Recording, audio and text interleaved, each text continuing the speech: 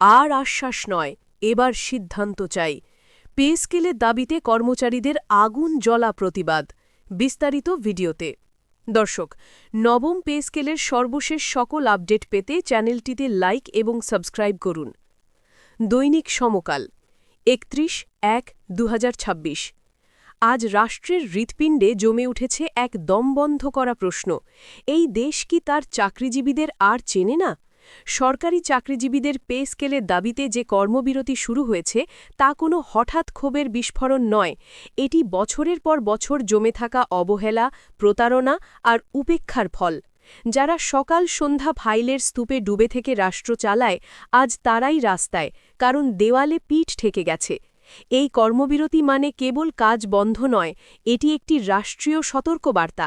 আর সহ্য করা হবে না। যমুনা ঘেরাও কর্মসূচি আজ আর শুধু একটি কর্মসূচি নয়, এটি পরিণত হয়েছে প্রতীকে।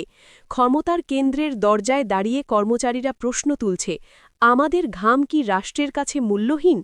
যখন বাজারে নিত্যপণ্যের দাম আগুনের মতো ছুটছে, তখন বছরের পর বছর পুরনো পে স্কেল নিয়ে বাঁচার পরামর্শ দেওয়া হয় কিভাবে? যারা ভোটের সময় প্রতিশ্রুতির ফুলঝুড়ি ছুটিয়েছিল, আজ তারা কেন নীরব? এই আন্দোলন কোনো রাজনৈতিক ব্যানারে মোড়া নয়, এটি ক্ষুধার্ত পকেটের আর্তনাদ। একজন তৃতীয় শ্রেণীর কর্মচারী, একজন অফিস সহায়ক, একজন শিক্ষক, একজন ক্লার্ক, সবাই আজ এক কাতারে দাঁড়িয়ে। কারণ পে স্কেল শুধু সংখ্যার হিসাব নয়, এটি সম্মানের প্রশ্ন, এটি বাঁচার অধিকার। সন্তানদের স্কুল ফি, বাসা ভাড়া, চিকিৎসা খরচ সব মিলিয়ে চাকরিজীবীরা আজ বেঁচে থাকার লড়াইয়ে নামতে বাধ্য হয়েছে। সরকার হয়তো ভেবেছিল কিছু আশ্বাস দিলেই পরিস্থিতি ঠান্ডা হয়ে যাবে, কিন্তু তারা ভুলে গেছে ক্ষুধার কাছে আশ্বাসের কোনো মূল্য নেই। কর্মচারীরা আজ পরিষ্কার ভাষায় বলছে, কথায় নয়, গেজেটে চাই, কমিটিতে নয়, বাস্তবায়নে চাই। তাই কর্মবিরতির পর কর্মসূচি আর কর্মসূচির পর যমুনা ঘেরাও, এটা পরিকল্পিত প্রতিবাদ, চাপ সৃষ্টির কৌশল। আজ প্রশাসনের চাকা ধীরে ঘুরছে, ফাইল আটকে আছে, সেবাদান ব্যাহত। এটাই প্রমাণ করে রাষ্ট্র আসলে কাদের কাঁধে নাড়িয়ে আছে। অথচ সেই কাঁধেই বছরের পর বছর বোঝা চাপিয়ে রাখা হয়েছে বিনা স্বীকৃতিতে। কর্মচারীরা আর ভিক্ষা চাইছে না, তারা চাইছে ন্যায্য হিস্যা।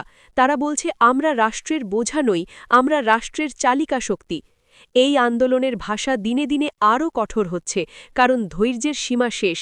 যমুনার সামনে দাঁড়িয়ে উচ্চারিত প্রতিটি স্লোগান আসলে সরকারের জন্য শেষ ঘণ্টার সংকেত। এখনও সময় আছে, সম্মানজনক সমাধানে আসুন, নইলে এই কর্মবিরতির রূপ নিতে পারে সর্বাত্মক আন্দোলনে, যার দায় এড়ানোর সুযোগ থাকবে না কারও। আজ সরকারি চাকরিজীবীরা রাস্তায় নামেনি শখে, নেমেছে বাধ্য হয়ে। এই আগুন নিভবে না লোক দেখানো ঘোষণায়। পে স্কেলের ন্যায্যতা নিশ্চিত না হওয়া পর্যন্ত এই লড়াই থামবে না, কারণ এটি বেতন বাড়ানোর আন্দোলন নয়, এটি বাঁচার আন্দোলন, এটি সম্মানের আন্দোলন। আর যারা ভাবছেন এই আন্দোলন ক্লান্ত হয়ে থেমে যাবে, তাদের জন্য আজ কর্মচারীদের বার্তা একটাই, ভুল হিসাব করছেন। কারণ যাদের ঘরে চাল নেই, যাদের মাসের শেষ সপ্তাহ মানেই দেনার খাতা, তাদের ভয় দেখিয়ে থামানো যায় না। আজ কর্মবিরতি, কাল যমুনা ঘেরাও, আর পরশু কী হবে তার দায় সম্পূর্ণ সরকারের কাঁধে। কর্মচারীরা আর পেছনে ফেরার পথ খোলা রাখেনি। রাষ্ট্র যদি কর্মচারীদের ঘামকে অস্বীকার করে, তবে সেই রাষ্ট্রের চাকা সচল রাখার দায় কর্মচারীদের নয়। এই বাস্তবতা আজ চোখে আঙুল দিয়ে দেখানো হচ্ছে। অফিস বন্ধ মানে কেবল তালা ঝুলে যাওয়া নয়, এর মানে হল সরকারের প্রতি অনাস্থার প্রকাশ। এটা স্পষ্ট প্রতিবাদ, আমাদের ন্যায্যতা না দিলে স্বাভাবিক কাজও চলবে না। আজ যমুনার সামনে দাঁড়িয়ে যে স্লোগান উঠছে, তা শুধু রাজধানীর বাতাসে মিলিয়ে যাচ্ছে না, এটা পৌঁছে যাচ্ছে প্রতিটি সচিবালয়ের দেওয়ালে, প্রতিটি উপদেষ্টার কানে। কর্মচারীরা স্পষ্ট করে বলছে, আর কোনো বৈঠকের আশ্বাস নয়, আর কোনো তারিখের টালবাহানা নয়। এখন সিদ্ধান্ত চাই, এখন গেজেট চাই।